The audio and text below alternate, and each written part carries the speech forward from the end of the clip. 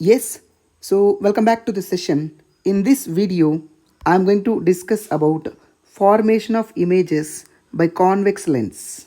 Okay, so look at here. The first condition is object location is at infinity. So this is the position of the object which is exactly located at the infinite distance. Okay, so here I'm taking two parallel beam of light. So this beam of light is exactly parallel to the principal axis. So these are the parallel beam of light. So this ray of light, after striking the surface of the convex lens, the refracted rays directly passing through the focus like this. Okay, so these two refracted rays, it will coincide exactly at the focus. So this point is called the formation of image. So here the size of the image is highly diminished and point sized object. Okay, so here this is the formation of image. The size of the image is highly diminished and point size.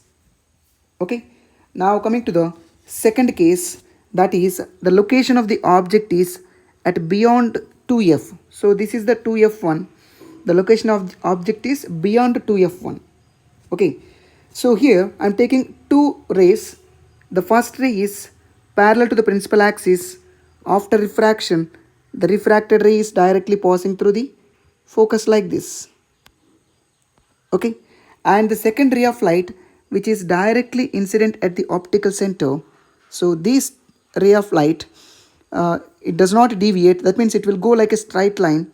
So if you connect these two refracted rays, it will coincide exactly at this location with the principal axis.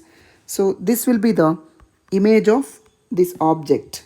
Okay, so here the image sizes will not be same. So this is the object, right? So object size is this much, but here the formation of image size is not as like a object. Okay, so it will be diminished in size. Okay, now coming to the third case, that is object is located at C. That means the position of the object is exactly at 2f1. Okay, let's see what will happen. So the first ray of light which is parallel to the principal axis, after refraction the refracted ray is directly passing through the focus. Yes, now the second ray of light which is directly incident at the optical center, this ray of light, it will move like a straight line. Okay, so these two refracted rays coincide exactly this location. So if we draw a line from that particular point to principal axis, so this is nothing but image of this object. Okay, so in this case the size of the image is equal to the size of the object. Okay, now coming to the fourth case, that is object is located between focus and 2f1. So this is the focus and this is the 2f1. Let's see what will happen. Say for example, the object is located between focus and 2f1. So I'm taking two parallel rays here. The first light is parallel to the principal axis. After refraction, the refracted ray is directly passing through the focus. Okay, now the second ray of light which is directly incident at the optical center, this ray of light will move like this. Okay, so these two rays of light, it will coincide at somewhere.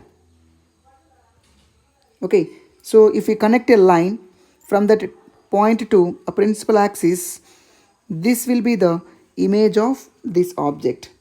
Okay, so here the size of the image is larger than the object, and the image is real image which is formed behind the center of curvature.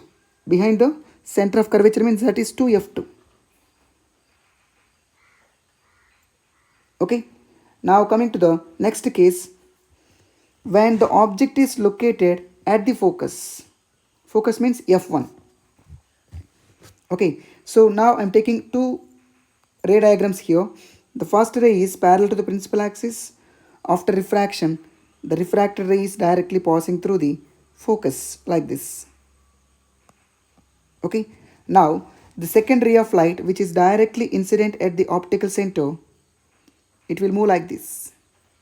So look at here, these two refracted rays which are parallel to each other, that means the size of the image is, how to say this one? Yes, the size of the image is much larger than the object and which is formed exactly at infinite distance. Maybe we don't know where it will coincide, these two refracted rays. Correct or not? So that's why the size of the image is much larger than the object. It will form at infinite distance. Okay, now coming to the last case, that is the position of the object is between F1 and optical center. So this is the F1 position and this will be the optical center. The position of the object is between F1 and optical center. Okay, so here also I am taking same ray diagrams. One is parallel to the principal axis. After refraction, the refracted ray is passing through the focus. Okay, and the second ray of light which is directly incident at the optical center, it will go like a straight line without any deviation. Okay, look at here, these two refracted rays are diverging. Right hand side it was diverging, but if you draw an imaginary line in backward direction like this, so it will coincide somewhere on the same side of the object. Okay, so here the size of the image is larger than the size of the object. Okay, and here nature of the image is virtual image. So I hope you understand. Thank you so